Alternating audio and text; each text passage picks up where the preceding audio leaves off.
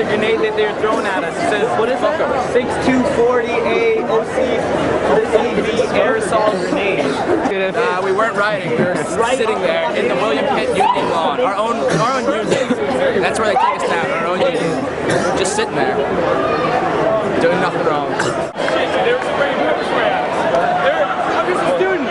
Why, or like the violence that happens is incited by the police. They come to police it with military action. So if you're gonna dress in riot gear, you're going to incite violence. When did you get beat up? I got beat up right by Cathedral of Learning. They just drove by on their bikes and sprayed tear gas and mace into the crowds. Why did they do like, which direction, which side? Like, both sides. They went up and down. Really? I definitely feel like our rights have been violated. We were just observing, and they were shooting tear gas into us. Who was responsible? The police, the chief of police. They have no business infringing on our campus. And the people that were in the skywalk were just standing there watching what was going on Forbes, and the police came up from both sides and tear gassed in the skywalk. It wouldn't let them out. Like hit students that weren't doing anything. How did this make you feel? We were like almost in tears just watching it. Glad we were inside. Like 4 riot police stepped out of formation, grabbed me off my bike, tackled me, dragged me on my knees behind a police van where they were screaming, get on your knees, get on your knees. I was already on my knees. They stood me up, screamed at me again. More people tackled me, pinned me on the ground, zip tied my hands so tight that I have blisters and nerve damage in my thumbs, which may be permanent. I might regain some of it eventually. It just means that they feel like they're sleeping all the time, so it's just like this tingly, numb feeling. And they tackled me to the ground, they shoved my forehead on the concrete. I had bruises just all over my legs from being pinned. And then they got my feet in the zip ties and they threw me in the van. And all night I was like complaining because my hands were blue and swollen. And I was like, I'm losing feeling, but instead of loosening them, they would tighten them and just yell at us. So we just spent the entire night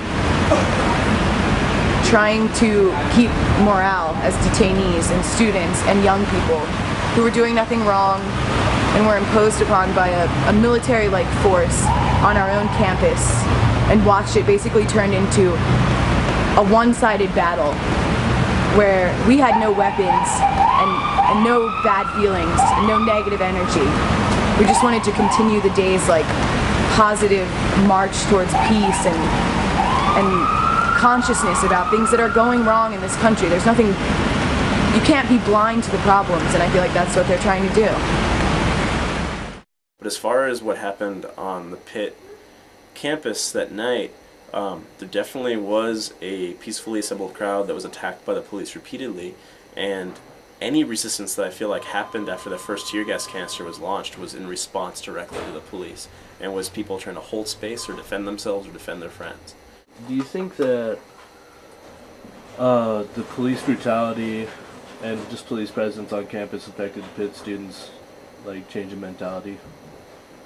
Definitely. I mean, again, there was that protest the night after we left that was basically made up of Pitt's students that I don't think would have at all been involved politically. Our city! Our city! Our city! Our city! Our city! Our city! Fucking take it out of our city! Beating us down and making it shitty! Fucking take it out of our city! Beating us down and making it shitty! And also, there's been a lot of support from, when I've been talking to people who have been going to Pittsburgh to fight their charges, there have been a lot of students there to support them.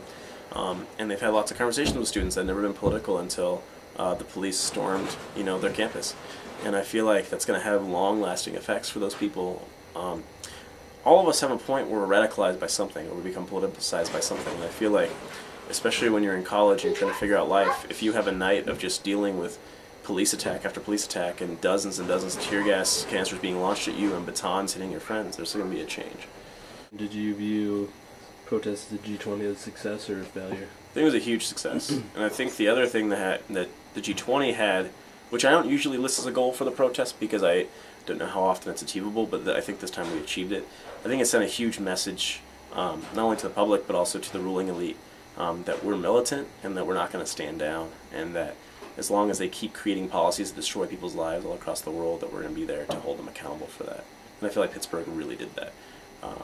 the police couldn't control the situation. The police made it worse. There are tons of radicalized students coming out of the situation now. The amount of felony charges have actually been minimal. Now that the G20 Twitter cases were dropped, there's like only a handful of major felony cases that are involving people committing property destruction, but really the amount of property destruction that was inflicted compared to the amount of casualties that we took as a movement are really small. And to be honest, the state took it obviously very seriously. They were obviously pretty influenced by what happened, otherwise they wouldn't have responded the way they did, especially targeting people from communications groups way after the fact. The state took it seriously, and I feel like that's an indication that we need to as well.